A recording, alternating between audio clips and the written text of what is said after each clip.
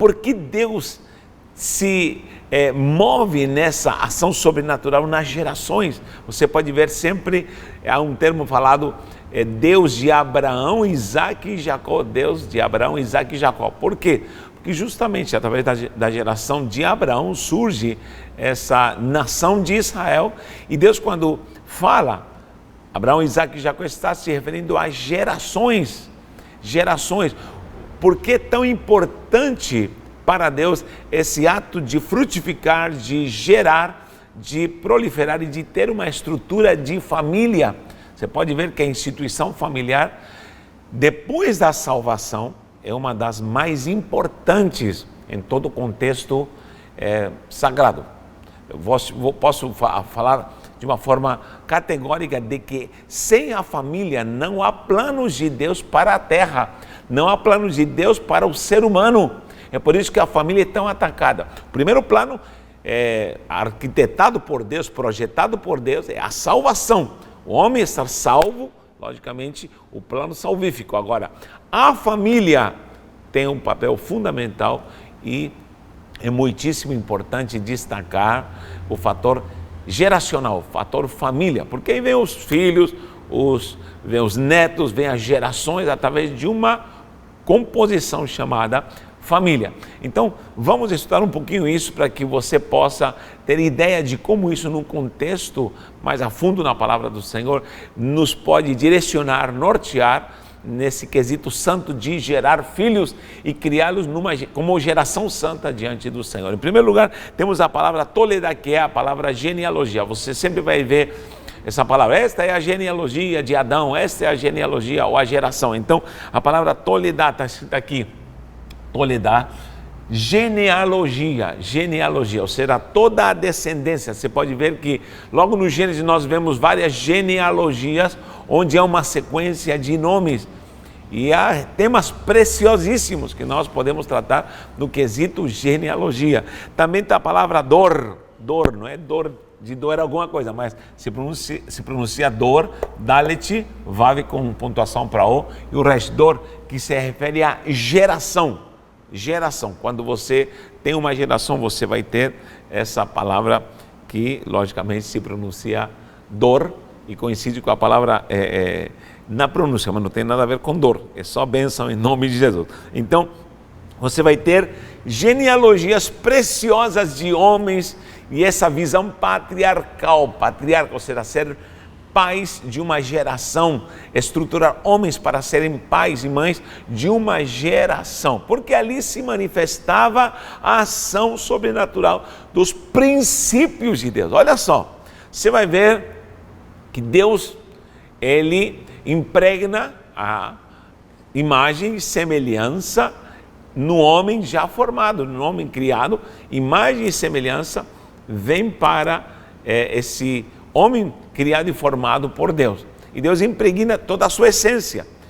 E o homem tem a incumbência de ser o que vai gerar, o que vai multiplicar, o que vai frutificar, e ele tem a incumbência de encher a terra. Você sabe que foi feito só o homem e a mulher.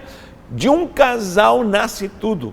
E através dessa geração começa a vontade, os propósitos e ao mesmo tempo os princípios do próprio Deus. Isso é imagem e semelhança, ter a essência do próprio Deus. Em mim eu sou uma extensão, o homem é uma extensão da deidade para proliferar. Quem é Deus? Suas ideias, seus preceitos, seus princípios. Isso é algo muito precioso. Lógico, o homem se afastou, pecou, e agora em Cristo nós retomamos novamente nessa geração santa. Nós somos agora essa geração gloriosa, essa geração em Cristo Jesus. Mas o plano já estava desde o passado com a família e continua até hoje. O diabo tem bombardeado a estrutura familiar. O diabo está trabalhando e tramando para desfazer a bênção da família. E ataca onde? Nos filhos, porque os filhos são a geração do Senhor, eles são herança do Senhor. Eu quero lhe fazer uma pergunta, quero que você me responda aí nos comentários. Você tem filho, você é pai, você é mãe? A segunda pergunta é: os seus filhos estão na presença de Deus? De fato estão diante do Senhor? Como você tem visto teus filhos? Que influências estão atingindo o coração, a alma dos seus filhos? Aonde seus filhos estão? Nós temos um grupo de oração, de clamor, que está orando 6 horas da manhã, meio-dia, 18 horas, meia-noite, são grupos de oração e nós apresentamos às famílias. Se você está passando por alguma dificuldade com filhos, com família, mande um WhatsApp para mim e mande uma mensagem, eu vou estar incluindo o seu nome na oração, tá bom? Para que você possa estar recebendo a cobertura de oração, de intercessão, tá bom?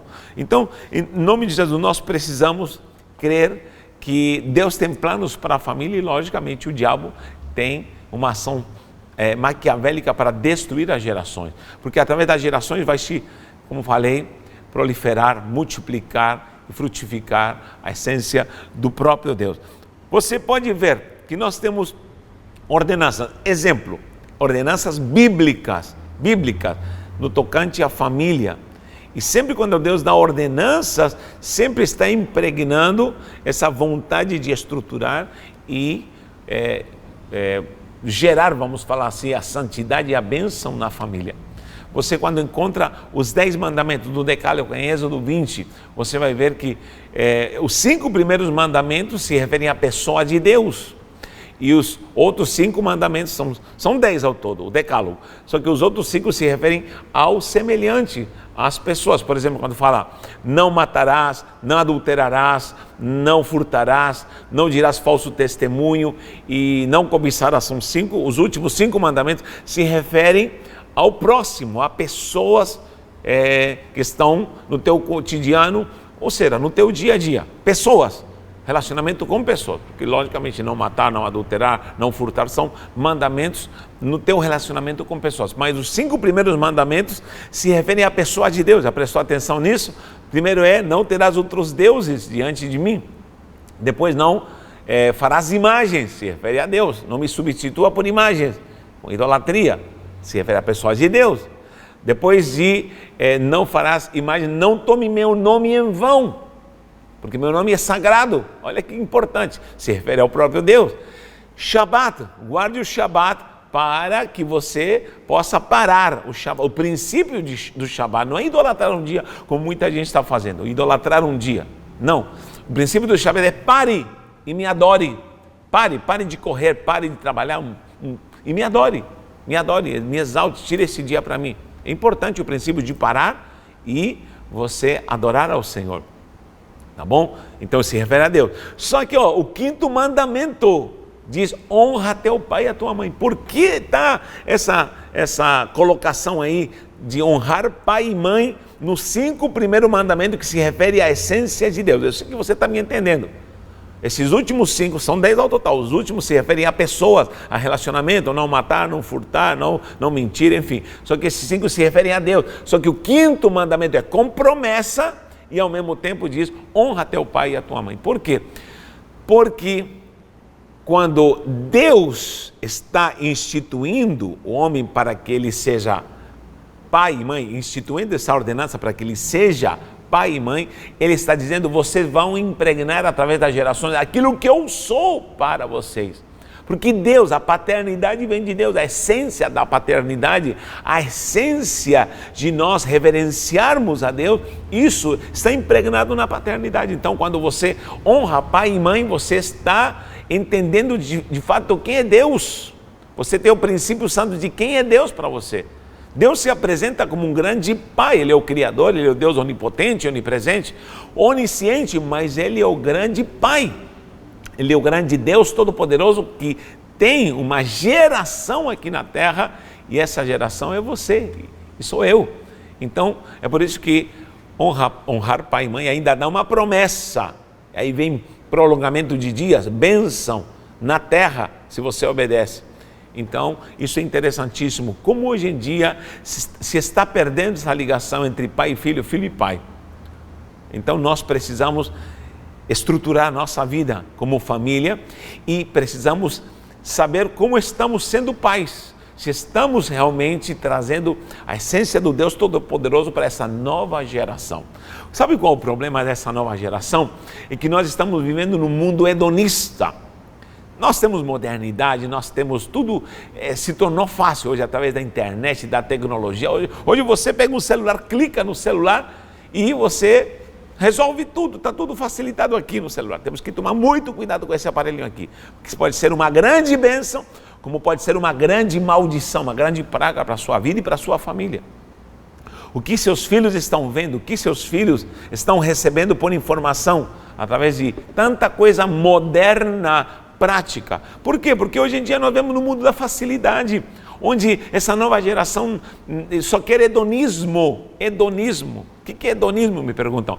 É essa ideia de que tudo é promovido para ter prazer, tudo é promovido para facilidade, tudo é promovido para tirar a dor, tirar tudo que é inconveniente. Essa é a nova geração do hedonismo. Só que isso às vezes já entrou nas famílias, entrou na igreja, onde tudo é fácil. Você pode ver pelos hinos antigos. Os hinos antigos falavam sobre cruz, sobre sofrer por Jesus, sobre a caminhada, sobre os espinhos. Os louvores falavam sobre isso antigamente.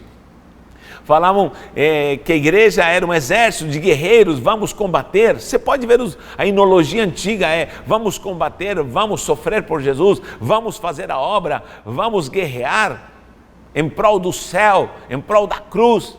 Hoje em dia os hinos são tudo sabor de mel, prazer, alegria, vitória, troféu para campeão, porque essa é a geração de hoje, que não quer se sacrificar mais, não quer viver mais. Só que isso está acontecendo no mundo secular, e isso já entrou dentro da igreja. Só que essa nova geração é a nova geração. Eu falo normalmente que essa geração nova está tão bitolada em prazeres, em facilidades, em tecnologia, celular, computador, internet. Lógico, tem um lado bom disso, por favor. Como você está me ouvindo agora através de um canal, através da internet, isso tem um lado bom. Só que o lado ruim é muito perigoso. Porque essa nova geração não vai saber o que é dor. Ou seja, logo quando eu era criança, você que viveu esse tempo vai me entender o que é andar descalço e pisar num prego. O que é ralar-se. Essa geração não vai saber o que é se ralar no cotovelo por andar no carrinho de rolemã. Essa nova geração não vai saber o que é andar descalço e subir numa árvore, o galho quebrar e quebrar o braço. Essa nova geração não vai saber as dores que nós vivemos na nossa geração, de se queimar, de fazer tanta coisa promovida pela dor, de ficar às vezes na chuva, e a gente não morreu, está aqui vivo. Há tantos vídeos na internet que falam sobre isso. Por quê? Porque essa é uma geração que aprendeu com dor, com espinho, literalmente um espinho no pé, e tinha que se arrancar com agulha, lembra disso? Meu Deus do céu, era terrível, era uma tortura. Só que essa geração só está trancada no quarto, está trancada em casa, está amarelada, está pálida, parecem zumbis. Por quê? Porque não querem saber mais de contato com a natureza. É uma geração acomodada que não saberá o que é dor. E tudo se propicia para que tudo seja prático e sem dor. Só que isso está causando mal na nossa geração. Pai, preste atenção, de tudo está facilitado, tudo clicou e está resolvido. E nós temos que tomar cuidado, porque isso entrou dentro da igreja. Hoje em dia, quando nós falamos um pouco mais duro, exortamos, vai se cumprir o que o Paulo disse. Claramente diz, haverá tempos que não aceitarão essa doutrina, não vão querer mais exortação, terão comichão nos ouvidos. Por quê? Porque só querem palavras que massageiam o ego, que massageiam a vontade humana, o hedonismo, o prazer. Só querem ouvir falar de coisas lindas, um evangelho light. Não, a palavra é dura, a palavra corrige. E quando nós vemos um pai, um Deus Todo-Poderoso, que é Pai, Ele vai ver vamos ver Ele exortando, corrigindo, provando o seu povo. Só que há muita gente que está propagando o Evangelho. Venha, pare de sofrer, pare de ter dor, porque aqui temos a solução. É o evangelho de pirona, o evangelho anador, esse é o evangelho anador. Não, querido, Jesus é um bisturi que vai rasgar você, vai arrancar o mal, vai doer, mas você vai mudar de vida e ser transformado em nome de Jesus. É forte isso, mas é necessário falar, queridos. Estamos vivendo hoje em dia numa geração que, se você falar algo duro, você é capaz de ser processado como pregador. Por quê? Porque você está falando verdades. Está repreendido em nome do Senhor Jesus. Dentro de casa, pais estão perdendo autoridade, pais estão perdendo a graça de poder inculcar, direcionar seus filhos, corrigir seus filhos. Isso está errado. Filho tem que ser corrigido, sim. Essa é ordenança, é preceito do Senhor, e a palavra santa nos ensina isso.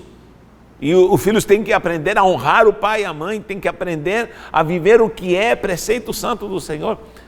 Meu Deus, como nós precisamos orar pela família. Olha só, tem uma passagem aqui em Deuteronômio 6 e 7. Procure aí Deuteronômio, vou anotar aqui. Deuteronômio 6 e 7. Há uma ordenança de Deus falando: ei, eu vou te dar a lei, vou te dar as ordenanças, mas você vai inculcar isso na cabeça dos teus filhos. Inculcar, que poderia ser essa palavra, inculcar, colocar na cabeça, processar. Como ter essa ação cognitiva de processar? Porque os filhos já se criam nessa unção de conhecimento, de temor, de virtude do que é ordenança, preceito santo de Deus. Olha só o que está escrito aqui em Deuteronômio 6 diz: amarás, pois, o Senhor teu Deus, 6. Essas palavras que hoje, te ordeno, estarão no teu coração. Em primeiro lugar, vão estar no teu coração. Só que o 7 diz assim: tu as inculcarás a teus filhos, e delas falarás, assentado em tua casa. Você está na mesa, fale da palavra, fale da autoridade, dos preceitos. Faça isso com santidade e bênção. Não enche as paciências do teu filho, não provoque teu filho, não é isso, mas conscientize-os com temor, com sabedoria.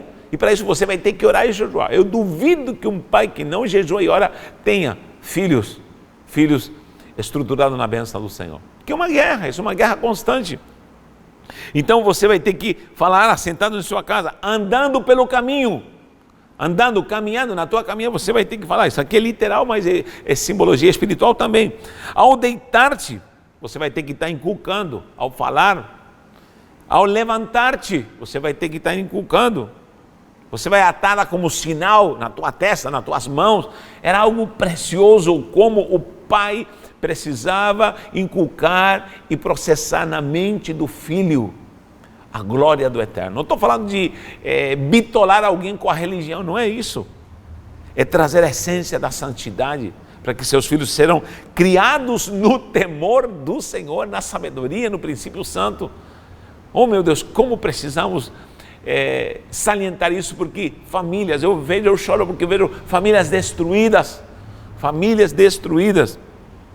Olha o que diz o Salmo 78, leia aí também o Salmo 78, 3 ao 7, vou anotar aqui também, Salmo 78, 3 ao 7, diz assim: o que ouvimos e aprendemos, o que nos contaram os nossos pais. Meu Deus, os filhos iam ouvindo o que os pais iam falando. Não encobriremos aos nossos filhos, não vamos ocultar nada, vamos passar para gerações. Contaremos a vindoura geração, vamos contar tudo para as próximas gerações. Os louvores do Senhor, o seu poder, as suas maravilhas, tudo que Ele fez, vamos passar para as nossas gerações. Ele estabeleceu um testemunho em Jacó, e instituiu uma lei em Israel, e ordenou aos nossos pais que os transmitissem aos seus filhos, transmissão para os filhos, a fim de que a nova geração os conhecesse. Filhos que ainda hão de nascer, se levantassem e por sua vez os referissem aos seus descendentes, para que pusessem em Deus a sua confiança e não se esqueçam dos feitos do Senhor. Oh, que palavra maravilhosa! Salmo 78, 3 ao 7, leia lá, você vai ver a importância de pais inculcarem, e com a graça, a virtude, o poder da palavra e do Eterno, em santidade, sendo modelo, sendo exemplo, passando isso para os seus filhos. Isso é maravilhoso. Você sabe que eu mandei há poucos aí uma sequência de setênios, os primeiros 7 anos, a neurociência diz que nos primeiros 7 anos é o processo cognitivo, a psicologia fala sobre isso. 7 anos são os primeiros anos onde a criança, o ser humano com 7 anos, está aberto na subconsciência para receber todo tipo de informação. E se você aprende algo dos 0 aos 7 anos, isso você nunca mais vai esquecer. Por isso eu digo, ensina a criança no caminho que deve andar. Quando estiver velho, vai lembrar. Mesmo que seja fora da presença de Deus, vai lembrar e vai ser resgatado pelo que foi semeado nesses primeiros 7 anos. Então, é importante. Normalmente, nesse setênio, a criança era desmamada. Lembra da história de Joquebede? Lembra quem é Joquebede? A mãe de Moisés. Lembra que ela colocou no cesto, a filha de Faraó pegou e a filha de Faraó deu para ela um salário para Joquebede cuidar do próprio filho. Então, o amamentou, diz que quando ficou desmamado, 6, 7 aninhos, nesse primeiro setênio, Moisés foi entregue à filha de Faraó e ficou lá no palácio e se formou até os 40 anos, estudou em ciências. A própria palavra comprova isso. Em Hebreus fala sobre Moisés quando rejeitou tudo isso. Por quê? Porque a mãe dele, literalmente hebreia, a sua mãe mesmo, que o gerou, em 7 anos o inculcou. Imagina o que essa mãe falou para Moisés. Moisés, você vai morar com a filha de Faraó, você vai estudar, vai comer coisas no palácio, vai viver no palácio, uma vida de palácio. Porém, você não é egípcio, você é hebreu, meu filho. Apenas 7 aninhos ela teve para ficar com seu filho. Já pensou criar o teu filho até os 7 anos e depois ter que entregá-lo à filha de Faraó? Meu Deus! Só que foi o suficiente para essa mãe inculcar o seu filho, ao ponto de que quando Moisés viu um egípcio maltratando o hebreu, se doeu. Ele disse, eu sou hebreu, e rejeitou a mesa de Faraó e preferiu o opróbrio de Cristo, diz a palavra em Hebreus. Então isso é precioso, gente. Mãe, pai, você tem a graça de trazer essa essência sobrenatural sobre essa geração gloriosa. Você vai ver a fecundidade quando Deus chama Abraão. Ele diz, eu te farei fecundo, eu darei-te gerações, reis vão sair de você. Em Gênesis 17 você vê a promessa para as gerações. A palavra filho aparece muito na Bíblia. Essa palavra é ben, vou anotar aqui, me acompanha aqui, ben.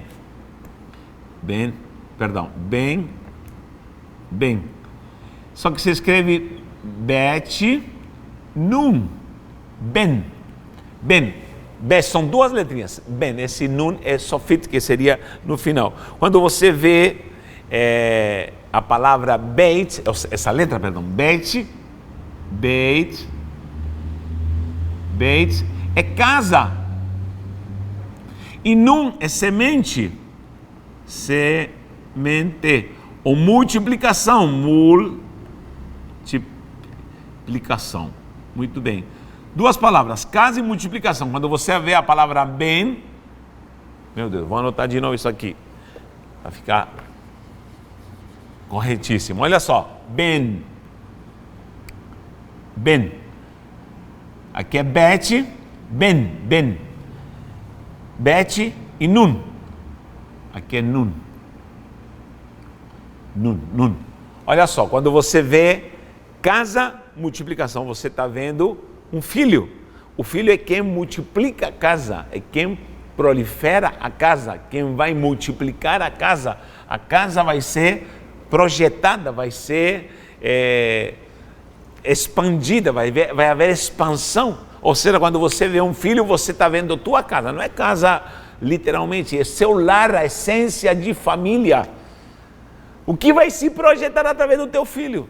O que vai se projetar através da tua filha para as gerações que vêm? Como um pai precisa concentrar-se em bênção com a direção que há da palavra do Eterno, da santidade, de princípio, para seu filho, para que isso se expanda. Então, ben é casa, bet é casa, nun é projeção, multiplicação, é semente.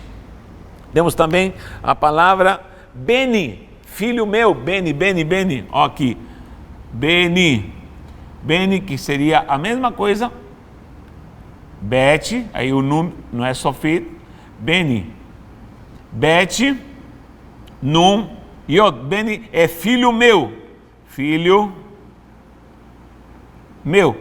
Procure no livro de Provérbios quantas vezes aparece a palavra Beni, filho meu, filho meu, filho meu. São dezenas, eu perdi a conta, dezenas de vezes que aparece a palavra filho meu, filho meu, filho meu. É Deus falando com você. Filho meu, atenta. Filho meu, tome cuidado com a mulher estranha. Filho meu, tome cuidado com os malfeitores. Filho meu, cuidado com os enganadores. Filho meu, filho meu, filho meu. Como Deus tem cuidado de nós. E nós precisamos ter isso. A projeção em nosso lar, através dos nossos filhos, para as próximas gerações.